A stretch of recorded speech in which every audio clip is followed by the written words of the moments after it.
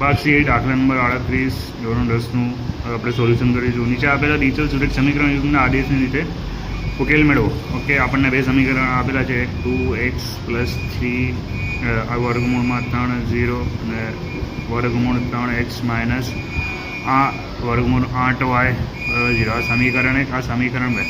આપણે સમીકરણ 2 ને લેવાના. માઇનસમાં સામે જાય તો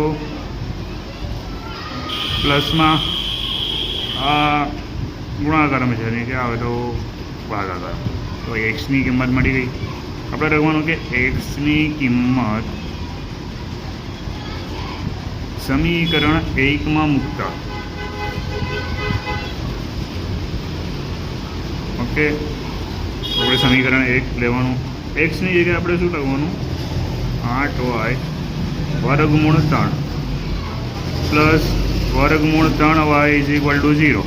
ઓકે, આ વર્ગ લો, આનું ગુણાકાર આની સાથે થશે અને આનું ગુણાકાર આની સાથે. 8 2 16y વર્ગમૂળ 3 તો 3y થઈ ગયું. ઓકે, જોઈ લો. હવે કેટલા થયા? આ વર્ગમૂળ 16 કોની કિંમત? 4ની. ચોખ્ખું 16 3y = 0. એટલે અહીંયા શું થાય? 7y = 0. ઓકે, તો વાય આ 7 ગુણાકારમાં નીચે જાય તો ભાગાકારમાં, તો y બરાબર શું મળ્યું? 0. ઓકે, જોઈ લો. હવે વાયની કિંમત આપણે સમીકરણ 1માં મૂકવાનું. તો અહીંયા લખવાનું કે વાયની કિંમત સમીકરણ 1માં મૂકતા, યા તો એક્સમાં મૂકતા, એક્સમાં મૂકતા. ઓકે, તો અહીંયા એક્સની કિંમત લખવાની કેટલી છે? 8y 3. ઓકે, વાયની જગ્યાએ શું આવે? 0.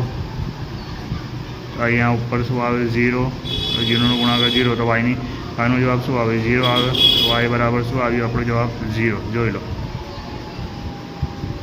આ તમારા દાખલા નંબર 38નો જવાબ આપેલો છે. દાખલા નંબર 39 નીચે આપેલા ડીચલ સુરેખ સમીકરણ યુગ્મનો લોભની રીતે ઉકેલ મેળવો.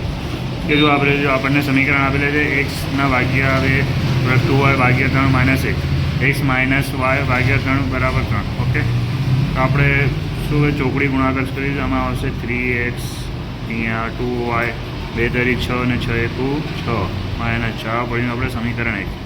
અહીંયા આવશે 3x y 3 તરી 9. આ બન્યું સમીકરણ 2. ઓકે, તો અહીંયા લોભની રીતે કરવાનું તો 3x + 2y = -6, 3x - y = 9. Okay, यहाँ આવશે minus plus minus. Okay, sorry, અહીંયા આવશે 2 દુ 4, 4y.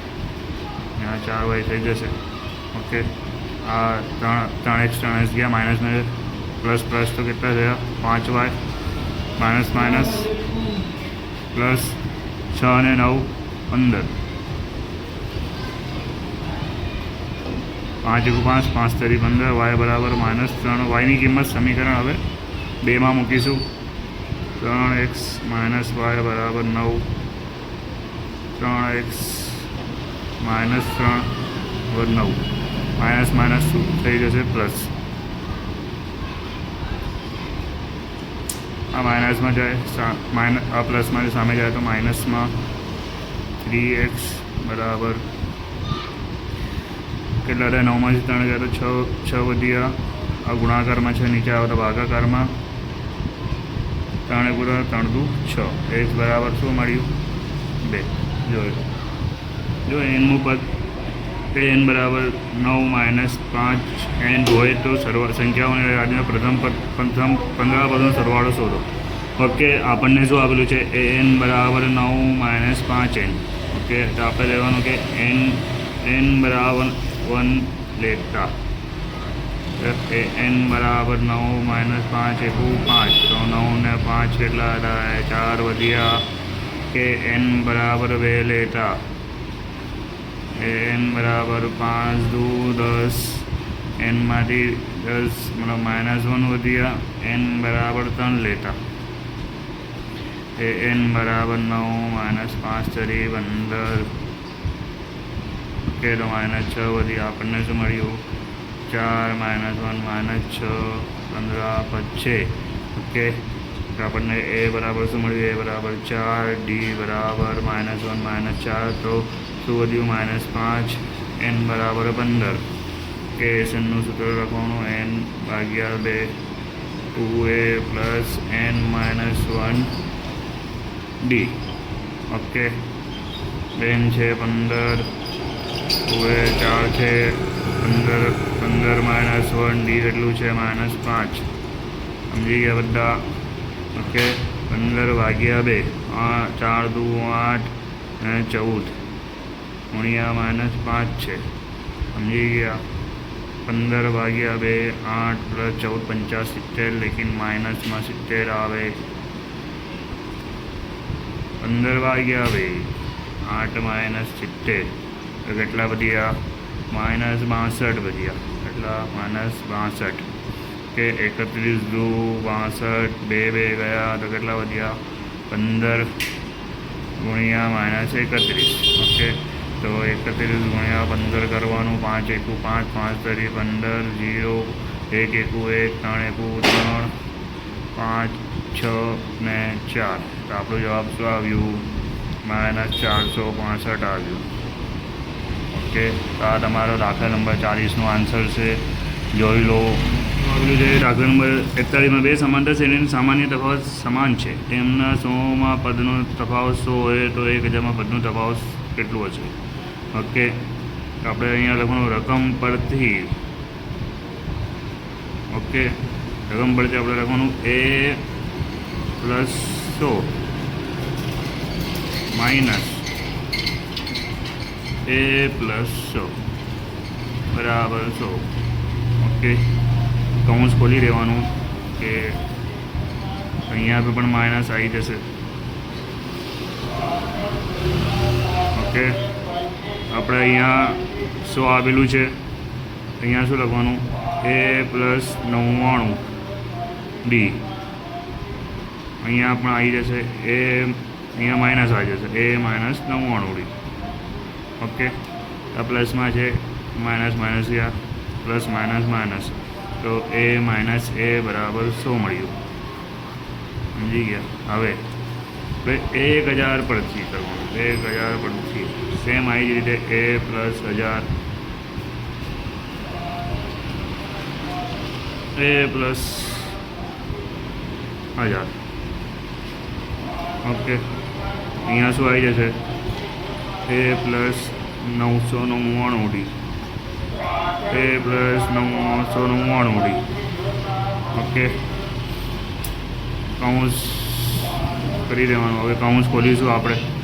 કૌંસ ખોલવાનું તો a + 999 ડી પ્લસ માઇનસ થઈ જશે a - 99 ડી. ઓકે, માઇનસ ગયા તો શું વધ્યું? a વધ્યું. a - 1ની રકમ શું છે? એ 100 થાય. જોઈ લો. આ તમારા દાખલા નંબર 41નો આન્સર. દાખલા નંબર 42 કે a 4 5 b 7 6 અને c 4 3 અને d 1 1 2 એ સમાંતર બાજુ ચતુષ્કોણનું શિરોબિંદુઓ છે. તો કોનું છે આપણે? ઓકે, તો લખીશું કે a b. Okay, a b લેવાનું છે પહેલે. તો a બરાબર 4 અને 5 આપેલું છે, b બરાબર શું આપેલું? 7 અને 6. ઓકે, આ આપણું બની ગયું શું? x1 y1, આ x2 y2. ઓકે, તો a b લખીશું. a b બરાબર કૌંસમાં સૂત્ર શું છે? x1 - x2 મતલબ 4 - 7નું સ્ક્વેર પ્લસ 5 - 6નું સ્ક્વેર. ઓકે, તો કેટલા છે? 4માંથી 7 ગયા તો કેટલા વધ્યા? 4માંથી 7 ગયા તો કેટલા વધે? 3નું સ્ક્વેર કેટલું થાય? 9. 5માંથી 6 ગયા તો કેટલા વધ્યા? જોઈ લો. 5માંથી 6 જાય તો કેટલા વધે? 1નું સ્ક્વેર 1. હવે જવાબ આવ્યો આપણું શું? 10. સમજી ગયા? હવે લેવાનું શું છે? a b. હવે લેવું છું bc. bc બરાબર હવે BC આપણું કેટલું રહેશે? આ x1, આ y1, આ x2, y2. Okay, 7 - 4 square plus 6 - 3 square. 7 માંથી 4 3 વધ્યા, 3 સ્ક્વેર 9. 6 માંથી 3 ગયા 9 વધ્યા, 3 સ્ક્વેર 9. 9 અને 9 18 થઈ ગયું. હવે લેવાનું શું છે? CD લઈશું. CDમાં આપણે શું આવશે? આ x1, આ y1, આ x2, આ y2 થઈ જશે. Okay, 4 - 1 square plus 3 - 2 square. Okay, 4 - 3 square 9. 3 માંથી 2 ગયા તો 1 સ્ક્વેર 1. આ બની ગયું 10. જોઈ લો. હવે આવશે AD લઈશું. આ બની ગયું x1, આ y1, x2, y2. x1 - 4 x square. Okay, y1 શું રહે? 5 - 2 સ્ક્વેર. 4 માંથી 1 ગયા 3 સ્ક્વેર 9 9 18 થઈ ગયું. ઓકે, હવે આવશે AC લઈશું. AC મતલબ આ x1 y1, C કાંઈ x2 y2. Okay, 4 - 4 square. Okay, 5 - 3 square. 4 0, 5 square 2. હા, 2 વધ્યા 2 સ્ક્વેર 4. 4 તો 4 સ્ક્વેર 2. આવશે લેવાનું BD. કે BD લઈશું. BD શું છે આપણું? BD x1 y1 આપેલું છે, x2 આપેલું છે. 7 - 1 સ્ક્વેર પ્લસ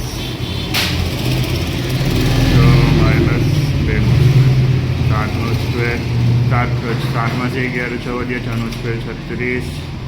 6 માંથી 4 ગયા 4 સ્ક્વેર 4 4 16. 36 ને 16 થઈ ગયા 52. આ જોઈ લો તમારા સીધો બિંદુ. દાખલા નંબર 42નો આન્સર છે. જો P બરાબર 9a - b 9a - 2 - b. આપણું શું બની ગયું? x અને y બની ગયું. જો a 3a + 1 - 3 આ બની ગયું x1, આ y1 અને b 8 5 તો આ બની ગયું x2 અને y2. ને જોડતા રેખાખંડનો 3:1 આ m અને n આપેલું ગુણાત્મક વિભાજન કરે તો a અને b શોધો. ઓકે, આપણે પીના યામનું સૂત્ર લખવાનું. યામના સૂત્ર આવશે આમાં કે m x2 n x1 plus m plus n.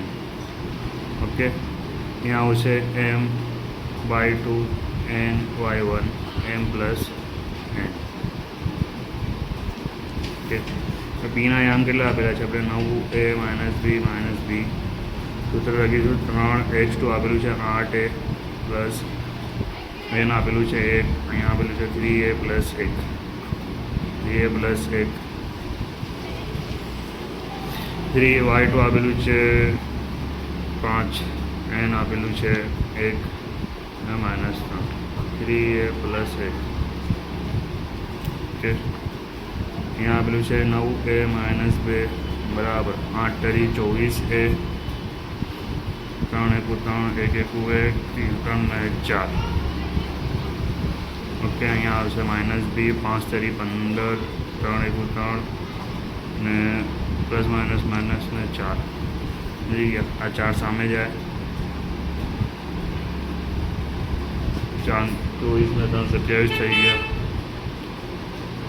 Okay, 4 9 36 4 2 36 અને 4 2 8.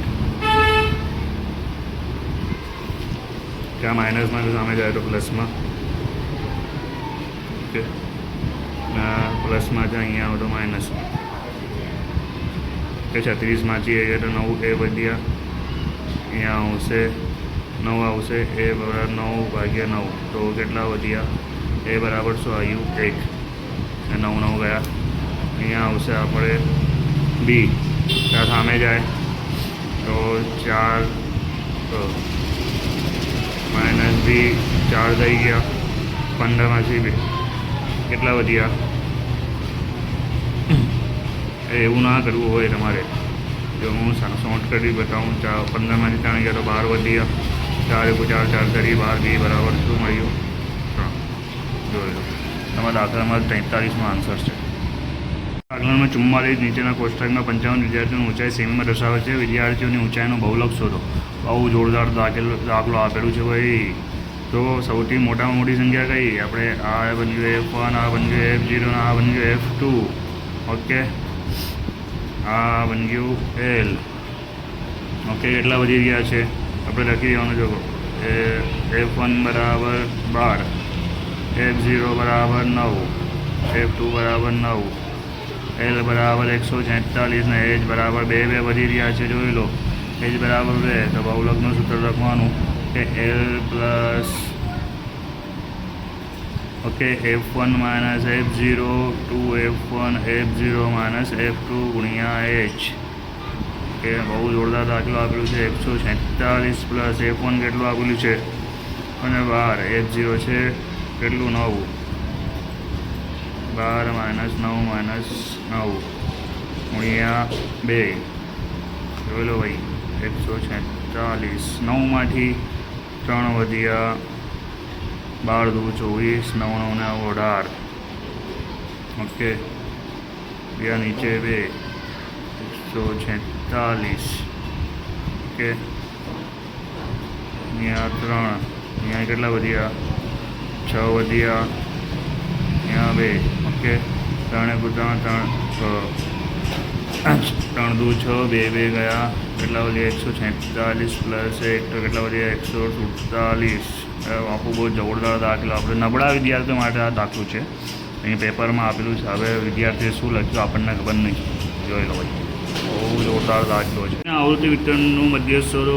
એવો વર્ગના આવૃત્તિ આપેલું છે. આપણે મધ્યસ્થ શોધવાનું તો આપણે CF શોધવું પડે. CF તો 5, 5 ને છે પ્લસ થશે, 5 ને છે કેટલા થયા? 11, 11 ને 15 કેટલા થયા? 11 ને 26 ને 10 36 ને 5 41 ને 4 45 ને 2 40 ને 49 થયા ભાઈ. તો આપણને n કેટલું મળ્યું? 49. તો આપણે શોધવું પડશે n/2. તો n/2 કેટલું થાય? 49 ભાગ્યા 2 તો 24.5. ઓકે, હવે સૌથી મોટું કયું છે અહીંયા? Fમાં આવૃત્તિમાં જવાનું. તો આ F બની ગયું, આ બની ગયું આપણું CF, આની સામે બની ગયું આ L.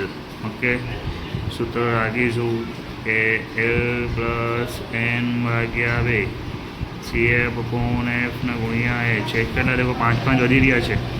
L કેટલો હોય આપણે? 15 પ્લસ n/2 કેટલું છે? 24.5. CF કેટલું મળ્યું? 11. F મળ્યું 15. કે 5 વધી રહ્યા છે. આપણે અહીંયા 5 પ્લસ અહીંયા કેટલું છે? 13.5 થઈ ગયા. ઓકે, 5 × 5 5 × 15, નીચે થઈ ગયા 13. ઓકે, અહીંયા લખીશું કે પોઈન્ટ છે, પોઈન્ટ હટાવીશું, નીચે શું થઈ જશે? 3 સાથે 10નો ગુણાકાર. Okay, 15 plus 135/30. ઓકે, હવે આપણે ભાગાકાર કરીશું તો 4.41 જવાબ આવશે. આપણો જવાબ શું આવ્યો? 19.41. આ આપણો જવાબ છે. જોઈ લો, એક પાસાને એકવાર ફેંકવામાં આવે છે તો એક અવિભાજ્ય સંખ્યા 2 અને 2 અને 6 વચ્ચેની સંખ્યાને 3 અયુગ્મ સંખ્યા મળવાની સંભાવના. ઓકે, ટોટલ આપણે પાસા ટોટલનો કેટલો હોય? 6 હોય. આપણને 1 2 3 4 અને 5 હોય. ઓકે, પહેલું શું આપેલું છે? જો અવિભાજ્ય સંખ્યા. અવિભાજ્ય સંખ્યા કઈ છે? એ આવે 1 3 ને 5 ને 5 છે. ટોટલ કેટલી છે? તો આપણે લખવાનું પહેલાંનો જવાબ કે PA બરાબર 3/6. 3 × 3. ઓકે ને 6. હવે બીજું દાખલામાં શું આપેલું છે જોઈ લો. 2 અને 6 વચ્ચેની સંખ્યા. 2 અને 6 વચ્ચેની સંખ્યા કઈ છે? 3 4 5. કે PB બરાબર કેટલી છે ટોટલ?